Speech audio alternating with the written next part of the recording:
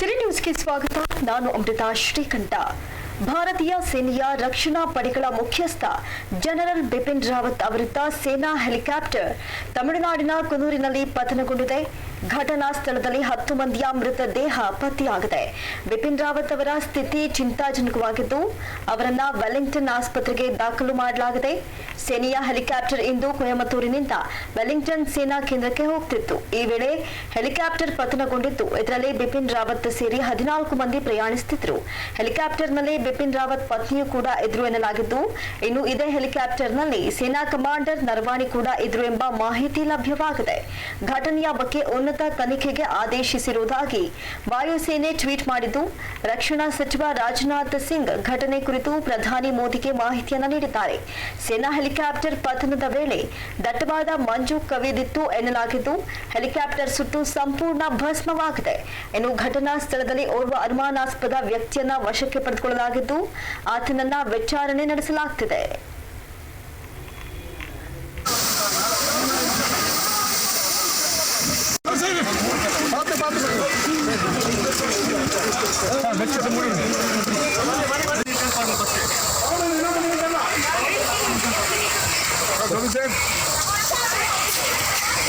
Sir இங்கே கடையில் தான் இருக்கேன். இந்த அங்கே தான் சார். 1 2 நிறைய இருக்கு சார். இதில் 1 2 3 4 இருக்குது.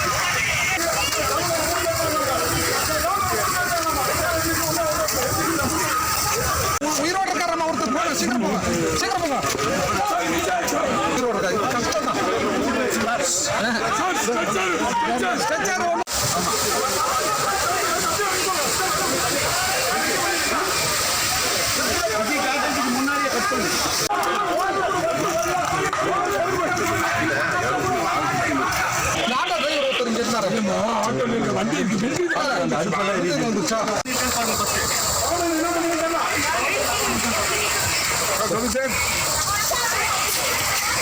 சார் இங்கே கடையில் தான் இருக்கேன். இந்த அங்கே தான் சார்.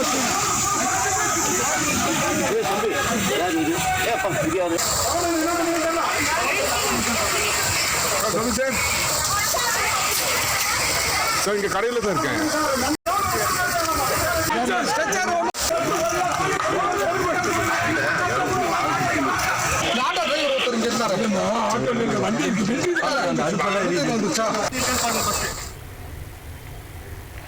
ಮೈಸೂರು ಚಾಮರಾಜನಗರ ವಿಧಾನ ಪರಿಷತ್ ಕ್ಷೇತ್ರದ ಅಭ್ಯರ್ಥಿ ಡಾಕ್ಟರ್ ಎ ತಿಮ್ಮಯ್ಯ ಅವರನ್ನ ಬೆಂಬಲಿಸುವಂತೆ ಮಾಜಿ ಸಿಎಂ ಸಿದ್ದರಾಮಯ್ಯ ಮನವಿ ಮಾಡಿದ್ದಾರೆ.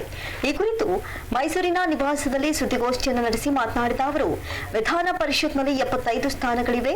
ಈ ಪೈಕಿ 3ನೇ 1 ಭಾಗವನ್ನ ಸ್ಥಳೀಯ ಸಂಸ್ಥೆಗಳಿಂದ ಭರ್ತಿ ಮಾಡಬೇಕಿದೆ. 25 ಸ್ಥಾನಗಳಲ್ಲಿ 5 ದ್ವಿಸದಸ್ಯ ಕ್ಷೇತ್ರಗಳಿವೆ. ಕಾಂಗ್ರೆಸ್ 20 ಕ್ಷೇತ್ರಗಳಲ್ಲಿ ಸ್ಪರ್ಧಿಸಿದ್ದು ಅಭ್ಯರ್ಥಿಗಳ ಆಯ್ಕೆಯಲ್ಲಿ ಸಾಮಾಜಿಕ ನ್ಯಾಯವನ್ನ ಪಾಲಿಸಲಾಗಿದೆ. ಕಾಂಗ್ರೆಸ್ ಪಕ್ಷ ಸಾಮಾಜಿಕ ನ್ಯಾಯದಲ್ಲಿ ನಂಬಿಕೆ ಹೊಂದಿದ್ದು ಅದನ್ನ ಟಿಕೆಟ್ ಹಂಚಿಕೆ ವೇಳೆ ಕಾರ್ಯರೂಪಕ್ಕೆ ತಂದಿದೆ ಎಂದರು. ಬಿಜೆಪಿ ಕಾಲದಲ್ಲಿ ಅದಾನಿ ಏಷ್ಯಾದಲ್ಲೇ ನಂಬರ್ 1 ಶ್ರೀಮಂತ ಆಗಿದ್ದಾನೆ, ಬಡ ಬೋರೇಗೌಡ ಶ್ರೀಮಂತ ಆಗಿದ್ದಾನ ಅಂತ ಪ್ರಶ್ನಿಸಿದ್ರು.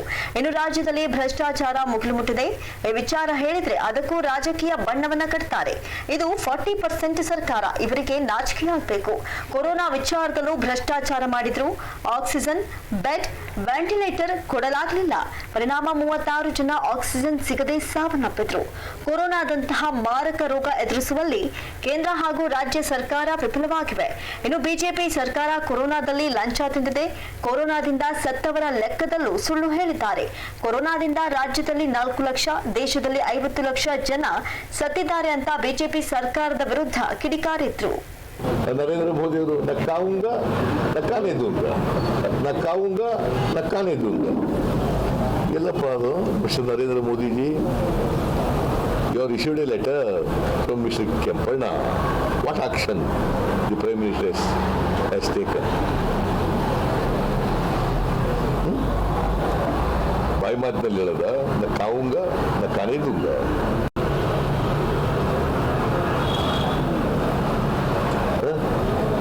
ನೀವೇ ಹೇಳಿ, ಇದೆಲ್ಲ ಹೇಳ್ಬೇಕು, ಜನಗಳಿಗೆ ಗೊತ್ತಾಗಬೇಕು. ಕೊರೋನಾ ಬಂತು, 21 ಲಕ್ಷ ಕೋಟಿ ಪರಿಹಾರ ಕೊಟ್ಬಿಟ್ಟಿದ್ದೀವಿ ಅಂತ ಹೇಳಿ. ಬರೀ ಪೇಪರ್ ಮೇಲೆ ಅಷ್ಟೇ. ರೈತರಿಗೆ ಏನು ಪರಿಹಾರ ಸಿಕ್ಕಲಿಲ್ಲ, ಕೊರೋನಾ ಬಂದು ಸತ್ತೋದವ್ರಿಗೆ ಏನು ಪರಿಹಾರ ಸಿಕ್ಕಲಿಲ್ಲ, ಪಾಪ ಕೆಲಸ ಕಳ್ಕೊಂಡವ್ರಿಗೆ ಏನು ಪರಿಹಾರ ಸಿಕ್ಕಲಿಲ್ಲ. ಇಲ್ಲಿ ಯಡಿಯೂರಪ್ಪನವರು ಧೋಬಿಗಳಿಗೆ ಕೊಡ್ತೀವಿ ಪರಿಹಾರನ, ಕ್ಷೌರಿಕರಿಗೆ ಕೊಡ್ತೀವಿ ಪರಿಹಾರನ, ನೇಕಾರರಿಗೆ ಕೊಡ್ತೀವಿ ಪರಿಹಾರನ, ಬೀದಿ ವ್ಯಾಪಾರ ಮಾಡೋರು ಕೊಡ್ತೀವಿ ಪರಿಹಾರನ, ಹೂ ಬೆಳೆಯೋರು ಕೊಡ್ತೀವಿ ಪರಿಹಾರನ, ತರಕಾರಿ ಬೆಳೆಯೋರು ಕೊಡ್ತೀವಿ, ಜೋಳ ಬೆಳೆಯೋರು ಕೊಡ್ತೀವಿ, ರೈತರಿಗೆಲ್ಲ ಕೊಡ್ತೀವಿ. ಯಾರಿಗಾರು ದುಡ್ಡು ಸಿಗ್ತಾ? ಎಕ್ಸೆಪ್ಟ್ ಇದ್ರ ದುಡ್ಡು ಮಾತ್ರ ಸ್ವಲ್ಪ ಹೋಗಿದೆ. ಯಾವುದು ಕಾರ್ಮಿಕರ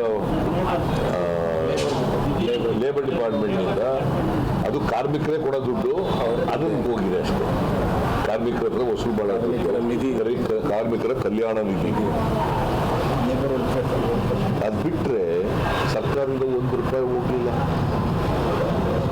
ಕೊರೋನಾ ರೋಗದಲ್ಲೂ ಲಂಚ ಹೊಡೆದ್ಬಿಟ್ರು. ಔಷಧಿ ಪರ್ಚೇಸ್ ಮಾಡೋದ್ರಲ್ಲಿ, ಬೇರೆ ಬೇರೆ ಇಕ್ವಿಪ್ಮೆಂಟ್ಸ್ ಪರ್ಚೇಸ್ ಮಾಡೋದ್ರಲ್ಲಿ ಸುಳ್ಳು ಹೇಳ್ಬಿಟ್ರು. ಸತ್ತವ್ರ ಸಂಖ್ಯೆ ಸುಳ್ಳು ಹೇಳ್ಬಿಟ್ರು. ಪಾರ್ಲಿಮೆಂಟ್ನಲ್ಲಿ ಬೇರೆ ಥರ ಉತ್ತರ, ಇಲ್ಲಿ ಸುಧಾಕರಂದೇ ಬೇರೆ ಥರ ಉತ್ತರ. ಚಾಮರಾಜನಗರ 36 ಜನ ಸತ್ತು, ಆಕ್ಸಿಜನ್ ಇಲ್ಲದೆ. ಇವ್ರಿಗೆ ಆಕ್ಸಿಜನ್ ಕೊಡಕ್ಕಾಗಿಲ್ಲ, ವೆಂಟಿಲೇಟರ್ ಕೊಡಕ್ಕಾಗಿಲ್ಲ, ಆಕ್ಸಿಜನ್ ಬೆಡ್ ಕೊಡಕ್ಕಾಗಿಲ್ಲ, ಬೆಡ್ ಕೊಡಕ್ಕಾಗಿಲ್ಲ, ಆಂಬುಲೆನ್ಸ್ ಕೊಡಕ್ಕಾಗಿಲ್ಲ, ಔಷಧಿ ಕೊಡಕ್ಕಾಗಲಿಲ್ಲ.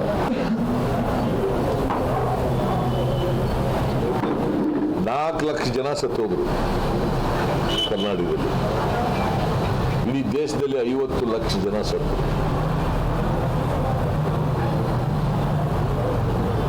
ನರೇಂದ್ರ ಮೋದಿ ಅವರು ಆದಷ್ಟು ಜಾಗ್ರತೆ ವ್ಯಾಕ್ಸಿನ್ ಕೊಡೋದ್ರ ಬದಲು ಗಂಟೆ ಬಾರಿಸಿ, ಚಪ್ಪಳೆ ತಟ್ಟಿ, ದೀಪ ಹಚ್ಚಿ, ಜಾಗ್ತೆ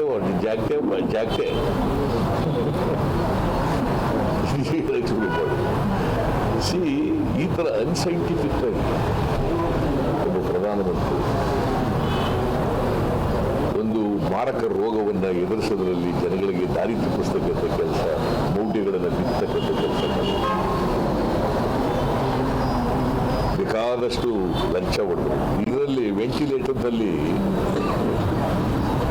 ಇವ್ರು ತಗೊಂಡಿರೋದೇ ಒಂದು ರೇಟು, ಇವ್ರು ತಗೊಂಡಿದ್ದು 5 ಲಕ್ಷ, ಅವರು 4.5 ಲಕ್ಷ ತಗೊಂಡ್ರೆ ಇವರು 12-13 ಲಕ್ಷ, 18 ಲಕ್ಷ.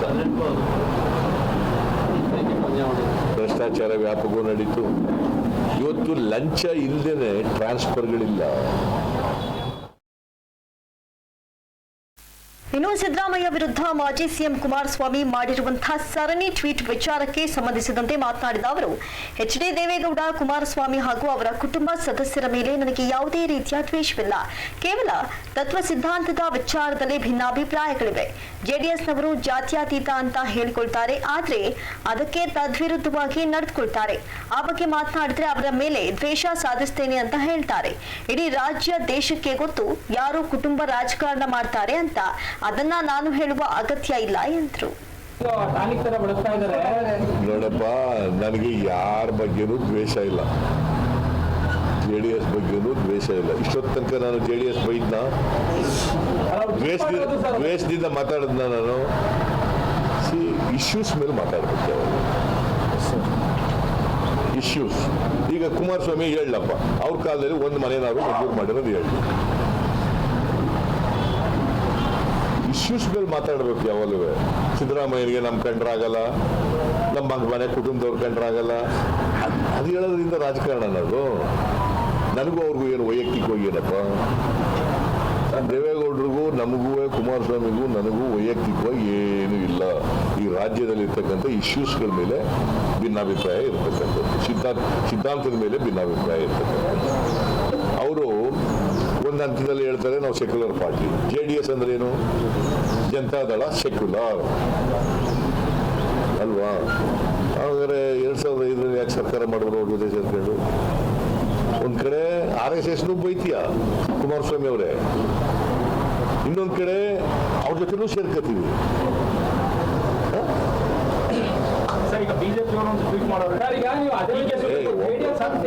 ಒಬ್ಬ ನೀನು ಜೆಡಿಎಫ್ ಅಂತ ನೀವೇನ್ ಕರೆದಿದ್ದೀರಾ ಅದಕ್ಕೆ ಅವ್ರೊಂದು ಟ್ವೀಟ್ ಮಾಡಿದ್ದಾರೆ, ಸಿದ್ಧಸೂತ್ರ ಕಾಂಗ್ರೆಸ್ ಫ್ಯಾಮಿಲಿ ಅಂತೇಳಿ, ಅಂದ್ರೆ SCF ಅಂತೇಳಿ ಕರೆದಿದ್ದಾರೆ ಸರ್ ಅದನ್ನ ಕಾಂಗ್ರೆಸ್ನ. ಯಾರು? ಕುಮಾರಸ್ವಾಮಿ ಟ್ವಿಟರ್ ಏನಂತ SCF ಅಂತ, ಸಿದ್ಧಸೂತ್ರ ಕಾಂಗ್ರೆಸ್ ಫ್ಯಾಮಿಲಿ ಅಂತೇಳಿ. ನೀವು JDF ಅಂತ ಹೇಳ್ತಿರೋದಕ್ಕೆ ಅವರು. ನೋಡಪ್ಪ, ಈ ದೇಶದ ಜನರಿಗೆ ಗೊತ್ತು, ರಾಜ್ಯದ ಜನರಿಗೆ ಗೊತ್ತು. JDS ಯಾರ ಹಿಡಿತದಲ್ಲಿದೆ, ಯಾರ ಕುಟುಂಬದಲ್ಲಿ ಹಿಡಿತದಲ್ಲಿದೆ ಅಂತ ಎಲ್ಲರಿಗೂ ಜಗತ್ತಿಗೆ ಗೊತ್ತಿದೆ. ಅದೊಂದು ಸಾರಿ ಹೇಳ್ಬೇಕಾ? ಬಿಡಿಸಿ ಹೇಳ್ಬೇಕಾ? ಬಿಡಿಸಿ ಹೇಳ್ಬೇಕೇನಪ್ಪ? ಅವ್ರಿಗೆ ಪಾಪ ಏನ್ ಮಾಡೋದು, ಉಳುಕನ್ನು ಮುಚ್ಕೋಬೇಕಲ್ಲ.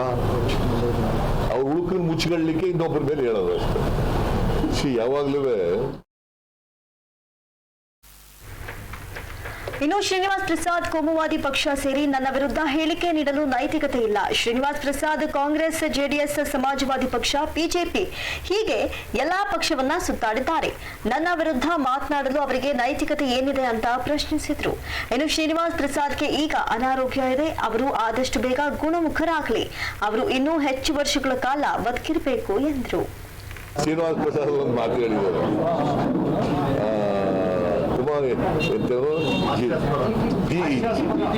GT ಸಿದ್ದರಾಮಯ್ಯನವರು ಒಂದೇ ವೇದಿಕೆ ಮೇಲಿದ್ದಾರೆ ಅಂತ. ಶ್ರೀನಿವಾಸ್ ಪ್ರಸಾದ್ ಅವರಿಂದ ಕಲಿಬೇಕೆಂದು ಇವರು BJP ಕೋಮುವಾದಿ ಪಕ್ಷದ ಜೊತೆ ಸೇರ್ಕೊಂಡು ಅವ್ರು ಇನ್ನೊಬ್ಬ ಪಕ್ಷದವ್ರ ಬಗ್ಗೆ ಟೀಕೆ ಮಾಡಕ್ಕೆ ವಾಟ್ ಅಂಬೇಡ್ಕರ್ ಹೇಳಿದ್ರ BJP ಅವ್ರ ಜೊತೆ ಕೋಮುವಾದಿಗಳ ಜೊತೆ ಸೇರ್ಕೊಳ್ಳಿ ಅಂತ. ಅವ್ರಿಗೆ ಯಾವ ನೈತಿಕತೆ ಇದೆ? ಅವರು ಕಾಂಗ್ರೆಸ್ ಬಿಟ್ಟರು, ಎಲ್ಲ ಇಂಥದ್ದು ಮೊದಲು ಜನತಾ ಪಾರ್ಟಿ ಬಿಟ್ಟರು, JDS ಹೋದ್ರು, ಅಲ್ಲ ಕಾಂಗ್ರೆಸ್ ಹೋದ್ರು, ಕಾಂಗ್ರೆಸ್ನಿಂದ JDS ಇದಕ್ಕೆ ಹೋದ್ರು. ಎಂಥದ್ದು ಲೋಕಶಕ್ತಿಗೆ ಹೋದ್ರು, ಅಲ್ಲಿಂದ JDUಗೆ ಹೋದ್ರು, ಅಲ್ಲಿಂದ JDS ಬಂದ್ರು, ಅಲ್ಲಿಂದ ಕಾಂಗ್ರೆಸ್ ಬಂದ್ರು, ಈಗ BJPಗೆ ಹೋಗೋರು. ಅವರಿಂದ ನಾನು ಪಾಠ ಕಲಿಬೇಕಾ? ಪಾಪ ಅವ್ರ ಆರೋಗ್ಯ ಚೆನ್ನಾಗಿಲ್ಲ, ಆರೋಗ್ಯದಿಂದ ಅವರು ಗುಣಮುಖರಾಗ್ಲಿ ಅಂತ ನಾನು ಹಾರೈಸ್ತೇನೆ. ಅವ್ರ ಆರೋಗ್ಯ ಚೆನ್ನಾಗಾಗ್ಲಿ, ಜಾಸ್ತಿ ಜನ ಬದುಕಿರ್ಲಿ. ಸ್ಥಳೀಯ ಸಂಸ್ಥೆಗಳಿಂದ ವಿಧಾನ ಪರಿಷತ್ನ 25 ಸ್ಥಾನಗಳಿಗೆ ನಡೆಯುವ ಚುನಾವಣೆಯ ಬಹಿರಂಗ ಪ್ರಚಾರಕ್ಕೆ ಇಂದು ಸಂಜೆ 4 ಗಂಟೆಗೆ ತೆರೆಬಿದ್ದಿದೆ. ಡಿಸೆಂಬರ್ 10ರಂದು ಬೆಳಗ್ಗೆ 8ರಿಂದ ಸಂಜೆ 4 ಗಂಟೆಯವರೆಗೆ ಮತದಾನ ನಡೆಯಲಿದ್ದು, ಮತದಾನದ 72 ಗಂಟೆ ಮುಂಚಿತವಾಗಿ ಬಹಿರಂಗ ಪ್ರಚಾರಕ್ಕೆ ತೆರೆಬಿದ್ದಿದೆ. ಮತದಾರರಲ್ಲದವರು, ಕ್ಷೇತ್ರದ ಹೊರಗಿನವರು, ಚುನಾವಣಾ ಪ್ರಚಾರಕ್ಕೆ ಬಂದಿದ್ದ ರಾಜಕೀಯ ಪಕ್ಷಗಳ ನಾಯಕರು ಇಂದು ಸಂಜೆ 4 ಗಂಟೆಯ ನಂತರ ಕ್ಷೇತ್ರ ಬಿಟ್ಟು ತೆರಳಿದ್ದಾರೆ. ಹೀಗಾಗಿ ಪ್ರಮುಖ ರಾಜಕೀಯ ಪಕ್ಷಗಳ ನಾಯಕರು, ಮುಖಂಡರು ಕೊನೆ ದಿನವಾದ ಇಂದು ಅಂತಿಮ ಹಂತದ ಪ್ರಚಾರವನ್ನು ನಡೆಸಿದ್ದಾರೆ. 25 ಕ್ಷೇತ್ರಗಳಲ್ಲಿ ಒಟ್ಟು 90 ಅಭ್ಯರ್ಥಿಗಳು ಸ್ಪರ್ಧಿಸಿದ್ದಾರೆ. ಇನ್ನು ಆಡಳಿತಾರೂಢ BJP, ಪ್ರತಿಪಕ್ಷ ಕಾಂಗ್ರೆಸ್ ತಲಾ 20 ಕ್ಷೇತ್ರಗಳಲ್ಲಿ ಸ್ಪರ್ಧಿಸಿದ್ದಾರೆ. JDS 6 ಹಾಗೂ AP 3 ಕ್ಷೇತ್ರಗಳಲ್ಲಿ ಸ್ಪರ್ಧಿಸಿವೆ. ಆಡಳಿತ ಮತ್ತು ಪ್ರತಿಪಕ್ಷಗಳು ಸೇರಿದಂತೆ ಯಾವುದೇ ಪಕ್ಷ ಎಲ್ಲ 25 ಸ್ಥಾನಗಳಲ್ಲೂ ಸ್ಪರ್ಧಿಸಿಲ್ಲ. ಇನ್ನು BJP, ಕಾಂಗ್ರೆಸ್, JDS 3 ಪಕ್ಷಗಳು ಮೇಲ್ಮನೆ ಚುನಾವಣೆಯನ್ನ ಪ್ರತಿಷ್ಠೆಯಾಗಿ ಪರಿಗಣಿಸಿದ್ದು, ತಮ್ಮ ತಮ್ಮ ಅಭ್ಯರ್ಥಿಗಳ ಗೆಲುವಿಗೆ ಶತಾಯಗತಾಯ ಪ್ರಯತ್ನವನ್ನ ನಡೆಸಿವೆ. ಇನ್ನು ಮೈಸೂರು, ಚಾಮರಾಜನಗರ ವಿಧಾನ ಪರಿಷತ್ ಕ್ಷೇತ್ರದಲ್ಲಿ BJP, ಕಾಂಗ್ರೆಸ್ ಹಾಗೂ JDSನ ಪ್ರಮುಖ ನಾಯಕರು ಪಕ್ಷದ ಅಭ್ಯರ್ಥಿ ಪರ ಅಬ್ಬರದ ಪ್ರಚಾರವನ್ನ ನಡೆಸಿದ್ದಾರೆ. ಇನ್ನು ಡಿಸೆಂಬರ್ 10ರಂದು ಚುನಾವಣೆ ನಡೆಯಲಿದ್ದು, ಯಾವುದೇ ಅಹಿತಕರ ಘಟನೆ ನಡೆಯದಂತೆ ಬಿಗಿ ಪೊಲೀಸ್ ಬಂದೋಬಸ್ತ್ ಮಾಡಲಾಗಿದೆ. ಇನ್ನು ಇಂದು ಸಂಜೆ 4ರಿಂದ ಡಿಸೆಂಬರ್ 10ರ ಮಧ್ಯರಾತ್ರಿಯವರೆಗೂ ಮೈಸೂರು ನಗರ ಸೇರಿದಂತೆ ಜಿಲ್ಲಾದ್ಯಂತ ಮದ್ಯ ಮಾರಾಟ ನಿಷೇಧಿಸಲಾಗಿದೆ. ಈ ಸಂಬಂಧ ಜಿಲ್ಲಾಧಿಕಾರಿ ಡಾಕ್ಟರ್ ಬಗಾದಿ ಗೌತಮ್ ಆದೇಶವನ್ನು ಹೊರಡಿಸಿದ್ದಾರೆ.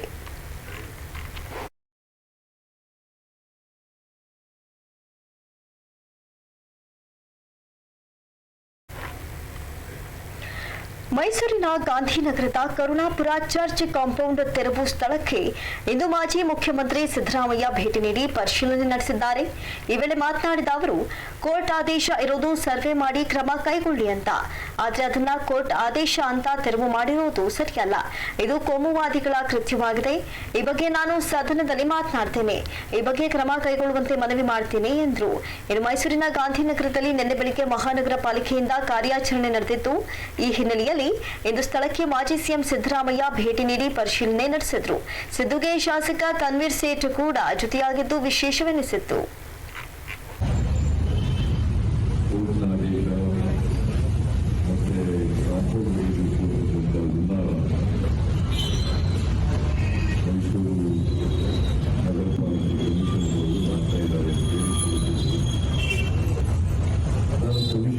ಮಾತಾಡಿದ್ದೆ, ಸರ್ವಿಸಲ್ಲಿ ತುಂಬ ಮಾತಾಡಿದ್ದೆ. ಕೋರ್ಟ್ಗೆ ಒಂದು ಆದೇಶ ಇದೆ. ನಾನು ಹೇಳಿದ್ದೆ, ಆದೇಶ ಇದ್ರೂ ಕೂಡ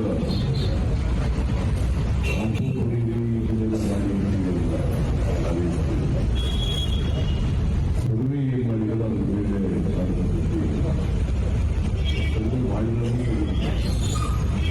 ಅದು ಬೇರೆ ಸರ್ವೆ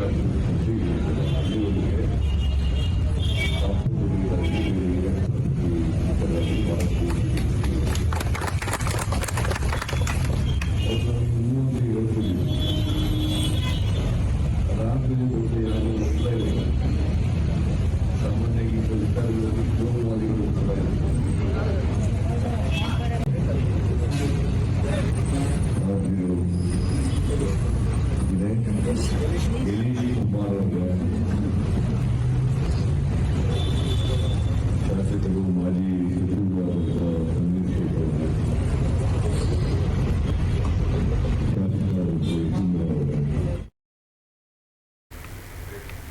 ಕೊರೋನಾ ಹಾಗೂ ಒಮಿಕ್ರಾನ್ ರೂಪಾಂತರ ವೈರಸ್ ಆತಂಕದ ಹಿನ್ನೆಲೆಯಲ್ಲಿ ಮೈಸೂರು ಜಿಲ್ಲೆ ಎಚ್ಡಿ ಕೋಟೆ ತಾಲೂಕಿನ ಬಾವಲಿ ಚೆಕ್ಪೋಸ್ಟ್ನಲ್ಲಿ ಕಟ್ಟುನಿಟ್ಟಿನ ತಪಾಸಣೆಯನ್ನ ನಡೆಸಲಾಗುತ್ತಿದೆ. ಕರ್ನಾಟಕ ಹಾಗೂ ಕೇರಳ ಗಡಿ ಬಾವಲಿ ಚೆಕ್ಪೋಸ್ಟ್ಗೆ ಎಚ್ಡಿ ಕೋಟೆ ತಾಲೂಕು ಆರೋಗ್ಯಾಧಿಕಾರಿ ಡಾಕ್ಟರ್ ರವಿಕುಮಾರ್ ಭೇಟಿ ನೀಡಿ ಪರಿಶೀಲನೆ ನಡೆಸಿದ್ದಾರೆ. ಕೇರಳದಿಂದ ಬರುವ ಜನರ ಕೋವಿಡ್ ವರದಿಯನ್ನ ಕ್ಯೂಆರ್ ಕೋಡ್ ಮೂಲಕ ಸ್ಕ್ಯಾನ್ ಮಾಡಿ ಪರಿಶೀಲನೆ ನಡೆಸಲಾಗುತ್ತಿದೆ. ಅದೇ ರೀತಿ ಪ್ರತಿಯೊಬ್ಬರ ಹೆಸರನ್ನ ನೋಂದಣಿ ಮಾಡಿಕೊಂಡು ಸಿಬ್ಬಂದಿ ಜಿಲ್ಲಾ ಸರ್ವೇಕ್ಷಣಾಧಿಕಾರಿಗಳಿಗೆ ವರದಿಯನ್ನು ನೀಡುತ್ತಿದ್ದಾರೆ. ಈ ಮೂಲಕ ಮೈಸೂರು ಜಿಲ್ಲಾಡಳಿತ ಕೇರಳದಿಂದ ಬರುವವರ ಪ್ರತಿಯೊಬ್ಬರ ಬಗ್ಗೆ ನಿಗಾ ವಹಿಸುತ್ತಿದ್ದು ಕೊರೋನಾ ಹರಡದಂತೆ ಕಟ್ಟುನಿಟ್ಟಿನ ಕ್ರಮವನ್ನ ಕೈಗೊಳ್ಳಲಾಗಿದೆ.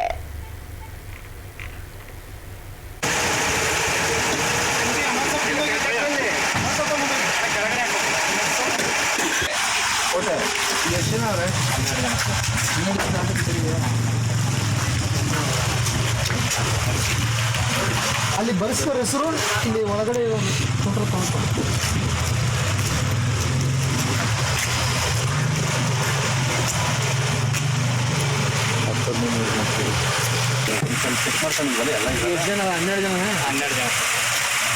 ನೋಡಿದಾರೆ ಬಿಡ್ತಾರದು ಅದಕ್ಕಿಂತ ಮುಂಚೆ ಇಬ್ಬರು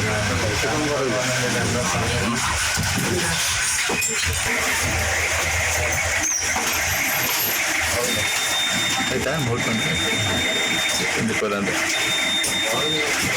ಒಂದು ಗೊತ್ತಾಗಿದೆ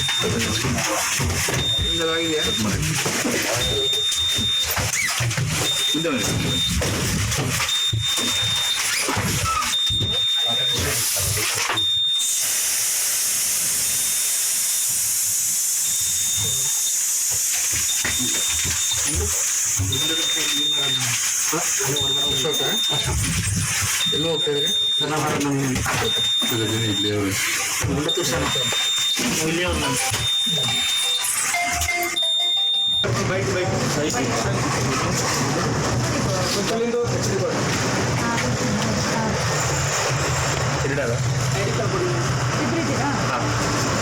ಮೊಬೈಲ್ ನಂಬರ್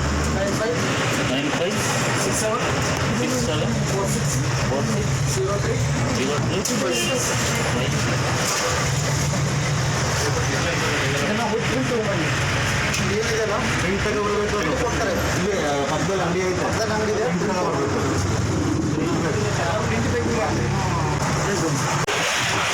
ಇವಾಗ ಇವತ್ತಂದ್ರೆ ಹೇಳಿದೆ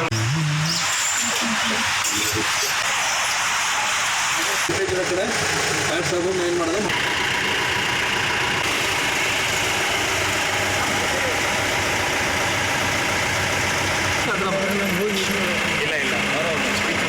ನಮಸ್ಕಾರ. ಇವತ್ತು ಬಾವಲಿ ಚೆಕ್ ಪೋಸ್ಟ್ಗೆ ಇವತ್ತು ಏನು ಕೋವಿಡ್-19 ಮುಂಜಾಗ್ರತಾ ಕ್ರಮಗಳು ತಗೊಳ್ಳೋದ್ರ ಬಗ್ಗೆ ಪರಿಶೀಲನೆ ಮಾಡಲಿಕ್ಕೆ ಬಂದಿದ್ದೀವಿ. ಇಲ್ಲಿ ಸಬ್ ಇನ್ಸ್ಪೆಕ್ಟರ್ ಬಸವರಾಜ್ ಅವರಿದ್ದಾರೆ, ನಮ್ಮ ರಾಜಶೇಖರ್ ಅವರು ಇದ್ದಾರೆ, ಮತ್ತು ಎಲ್ಲ PDO ಇಲಾಖೆಯಿಂದ, ಪಂಚಾಯತ್ ಇಲಾಖೆಯಿಂದ, ಮತ್ತು ರೆವಿನ್ಯೂ ಪ್ಲಸ್ ಆರೋಗ್ಯ ಇಲಾಖೆ ಮತ್ತು ಫಾರೆಸ್ಟ್ ಎಲ್ಲ ಕಟ್ಟುನಿಟ್ಟಿನ ಕ್ರಮಗಳನ್ನ ತಗೋತಾ ಇದ್ದೀವಿ. ಸೊ ಇಲ್ಲಿ ನಾವೀಗ ಬಾವಲಿ ಚೆಕ್ ಪೋಸ್ಟ್ ಏನು ಮಾಡ್ತಾ ಇದ್ದೀವಿ ಅಂದರೆ ಚಾಮರಾಜನಗರ ಜಿಲ್ಲೆ ಯಳಂದೂರು ತಾಲೂಕಿನ ಕೆಸ್ತೂರು ಗ್ರಾಮ ಪಂಚಾಯಿತಿಯಲ್ಲಿ ಅಂಬೇಡ್ಕರ್ ಹಾಗೂ ಗಾಂಧೀಜಿಯವರ ಭಾವಚಿತ್ರಕ್ಕೆ ಅಪಮಾನ ಮಾಡಲಾಗಿದೆ. ಕೆಸ್ತೂರು ಗ್ರಾಮ ಪಂಚಾಯಿತಿಯ ಅಧಿಕಾರಿಗಳು ಎಡವಟ್ಟು ಮಾಡಿದ್ದು ರಾಷ್ಟ್ರ ನಾಯಕರ ಫೋಟೋಗಳನ್ನು ಪೇಪರ್ ಸೀಟ್ನಿಂದ ಮುಚ್ಚಿದ್ದಾರೆ. ವಿಧಾನ ಪರಿಷತ್ ಚುನಾವಣೆ ನೀತಿ ಸಂಹಿತೆ ಇದೆ ಅಂತ ಫೋಟೋಗಳಿಗೆ ಪೇಪರ್ ಸೀಟ್ನಿಂದ ಮುಚ್ಚಿರುವುದಾಗಿ ಪಂಚಾಯಿತಿ ಅಭಿವೃದ್ಧಿ ಅಧಿಕಾರಿಗಳು ಹೇಳ್ತಿದ್ದಾರೆ. ಜಿಲ್ಲೆಯಾದ್ಯಂತ ಪ್ರಗತಿಪರ ದಲಿತ ಪರ ಸಂಘಟನೆಗಳು ಹಾಗೂ ಅಂಬೇಡ್ಕರ್ ಅನುಯಾಯಿಗಳು ಇದನ್ನ ವಿರೋಧಿಸಿ ತಕ್ಷಣ ಕ್ರಮ ವಹಿಸಬೇಕು ಅಂತ ಆರೋಪಿಸುತ್ತಿದ್ದು, ವಿಧಾನ ಪರಿಷತ್ ಚುನಾವಣೆಗೂ ಅಂಬೇಡ್ಕರ್ ಹಾಗೂ ಗಾಂಧೀಜಿಯವರ ಫೋಟೋಗಳಿಗೂ ಏನು ಸಂಬಂಧ? ಇವರು ರಾಷ್ಟ್ರ ನಾಯಕರು, ಇವರಿಗೆ ಈ ರೀತಿ ಪೇಪರ್ ಸೀಟ್ಗಳಿಂದ ಮುಚ್ಚಿರುವುದು ಖಂಡನೀಯ. ತಕ್ಷಣ ಇದರ ಬಗ್ಗೆ ಜಿಲ್ಲಾಡಳಿತ ಗಮನ ಹರಿಸಿ ತಪ್ಪಿತಸ್ಥರ ವಿರುದ್ಧ ಕ್ರಮ ವಹಿಸಬೇಕು ಅಂತ ಡಿಎಸ್ಎಸ್ ಜಿಲ್ಲಾ ಸಂಚಾಲಕ ಯರಿಯೂರು ರಾಜಣ್ಣ ಆಗ್ರಹಿಸಿದ್ದಾರೆ. ಅವರು ಫೋಟೋಗಳಿಗೆ ಪೇಪರ್ನ ಮರೆ ಮಾಡಿರೋದು ಇದು ಖಂಡನೀಯ. ಇದು ಚುನಾವಣೆ ನೀತಿ ಸಂಹಿತೆ ಇರೋದು ಚುನಾವಣೆಗೆ ಸಂಬಂಧಪಟ್ಟ ಚಿಹ್ನೆಗಳು ಯಾವ್ದಾರು ಇದ್ರ ಮಾತ್ರ ಅಂತ, ಮತ್ತೆ ರಾಜಕಾರಣಿಗಳ ಭಾವಚಿತ್ರ ಇದ್ರ ಮಾತ್ರ ಅಂತೇಳಿಕೆ ಅವರು ಮರೆಮಾಚಬೇಕಾಗಿತ್ತು. ಈ ರಾಷ್ಟ್ರ ನಾಯಕರುಗಳಿಗೆ ಮರೆಮಾಚಿರೋದು ಅವ್ರಿಗೆ ಅವಮಾನ ಮಾಡಿದಾಗ, ಅದರಿಂದ ಈ ಕೂಡಲೇ ಈ ಜಿಲ್ಲಾ CS ರವರು ಕೂಡಲೇ ಆ PDO ಮತ್ತೆ ಅವರುಗಳ ಮೇಲೆ ಸಂಬಂಧಪಟ್ಟ ಅಧಿಕಾರಿಗಳ ಮೇಲೆ ಕ್ರಮ ತಗೋಬೇಕು. ಇಂಥ ಘಟನೆಗಳು ಯಾವುದೇ ಗ್ರಾಮ ಪಂಚಾಯತಿಯಲ್ಲಿ ನಡೆಯದೇ ರೀತಿ ಎಚ್ಚರಿಕೆ ವಹಿಸಬೇಕು. ಹಾಗೂ ಒಂದು ವೇಳೆ ಆ ಗ್ರಾಮ ಪಂಚಾಯತಿ PDOಗೆ ಆದೇಶ ಏನಾದ್ರು ಬಂದಿದ್ರೆ ಅದನ್ನ ಪ್ರಚಾರ ಪಡಿಸಬೇಕಾಯ್ತು ಪತ್ರಕರ್ತರಿಗೆ. ಅವ್ರು ಕೇಳಿದ್ರೆ ಉದಾಸೀನವಾಗಿ ಉತ್ತರ ಕೊಟ್ಟಿದ್ದಾರೆ. ನಾವು ಇವರು ಇಬ್ಬರಿಗೆ ಎಲ್ಲಕ್ಕೂ ಹಾಕಿದ್ದೀವಿ ಅಂತ ಹೇಳ್ತಾ ಇದ್ದಾರೆ. ಅದಕ್ಕೆ ಸಂಬಂಧಪಟ್ಟ ಯಾವುದೇ ವಿಧವಾದ ಪುರಾವೆಗಳಿಲ್ಲ ಮೇಲಧಿಕಾರಿಗಳಿಂದ. ಅದರಿಂದ ಈ ಕೂಡಲೇ ಇವ್ರ ಮೇಲೆ ಕಾನೂನು ಕ್ರಮ ಆಗಬೇಕು ಅಂತ. ನಂಜನಗೂಡು ನಗರಸಭೆ ಜನಪ್ರತಿನಿಧಿಗಳು ಮತ್ತು ಅಧಿಕಾರಿಗಳ ನಿರ್ಲಕ್ಷ್ಯತನದಿಂದ ಕುಡಿಯುವ ನೀರಿಗೆ ಕೊಳಚೆ ನೀರು ಸೇರ್ತಿದೆ. ಯುಜಿಡಿ ಒಳಚರಂಡಿ ಕೊಳಚೆ ನೀರಿನ ಸ್ಲ್ಯಾಬ್ ಸಮೀಪವೇ ಕುಡಿಯುವ ನೀರಿನ ಪೈಪ್ಲೈನ್ ಒಡೆದು ಹೋಗಿದ್ದು, ಒಂದು ವಾರದಿಂದ ಕೊಳಚೆ ನೀರನ್ನೇ ಜನರು ಸೇವಿಸುವಂತಹ ದುಸ್ಥಿತಿ ಎದುರಾಗಿದೆ. ನಂಜನಗೂಡು ಪಟ್ಟಣದ ತೋಪಿನ ಬೀದಿಯಲ್ಲಿ ಈ ಘಟನೆ ನಡೆದಿದ್ದು, ನಗರಸಭೆ ಅಧಿಕಾರಿಗಳು ಮತ್ತು ಜನಪ್ರತಿನಿಧಿಗಳ ನಿರ್ಲಕ್ಷ್ಯತನಕ್ಕೆ ಸಾರ್ವಜನಿಕರು ಆಕ್ರೋಶವನ್ನು ವ್ಯಕ್ತಪಡಿಸಿದ್ದಾರೆ. ಆದಷ್ಟು ಬೇಗ ಈ ಸಮಸ್ಯೆಯನ್ನ ಬಗೆಹರಿಸಬೇಕು, ಇಲ್ಲದಿದ್ದರೆ ಮುಂದಿನ ದಿನಗಳಲ್ಲಿ ಉಗ್ರ ಪ್ರತಿಭಟನೆಯನ್ನ ನಡೆಸುತ್ತೇವೆ ಅಂತ ಎಚ್ಚರಿಕೆ ನೀಡಿದ್ದಾರೆ.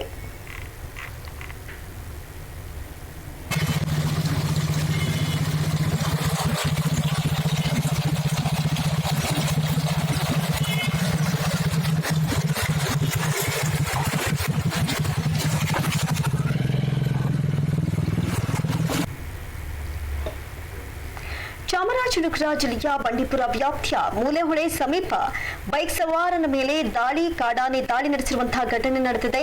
ಕರ್ನಾಟಕದ ಮೂಲೆಹೊಳೆ ಬಳಿ ಈ ಘಟನೆ ನಡೆದಿದ್ದು, ಬದುಕಿದೆಯಾ ಬಡ ಜೀವವೇ ಎಂಬಂತೆ ಬೈಕ್ ಸವಾರ ಬೈಕ್ ಬಿಟ್ಟು ಓಡಿ ಹೋಗಿ ಪರಾರಿಯಾಗಿದ್ದಾರೆ. ಅಭಯಾರಣ್ಯದಲ್ಲಿ ಪದೇ ಪದೇ ಇಂತಹ ಘಟನೆಗಳು ನಡೆಯುತ್ತಿದ್ದು, ಜನರ ಕುಚೇಷ್ಟೆಯಿಂದಲೇ ಪ್ರಾಣಿಗಳು ದಾಳಿ ನಡೆಸುತ್ತಿವೆ ಎನ್ನಲಾಗಿದೆ.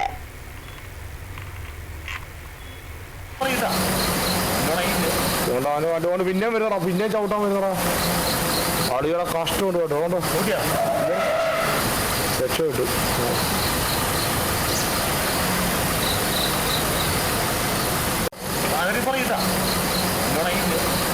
അതുകൊണ്ട് പിന്നെയും വരുന്നടാ, പിന്നെയും ചവിട്ടാൻ വരുന്നടാ. ആളുകളെ കഷ്ടമുണ്ട് കേട്ടോ. അതുകൊണ്ട് രക്ഷപ്പെട്ടു. ಇವಿಷ್ಟು ಇವರೆಗಿನ ಪ್ರಮುಖ ಅಪ್ಡೇಟ್ಸ್. ನಿಷ್ಠೆ ನಿಷ್ಠೂರ ನಿರ್ಭೀತ ಸುದ್ದಿಗಾಗಿ ನೋಡ್ತಾ ಇರಿ ಸಿರಿ ಟಿವಿ.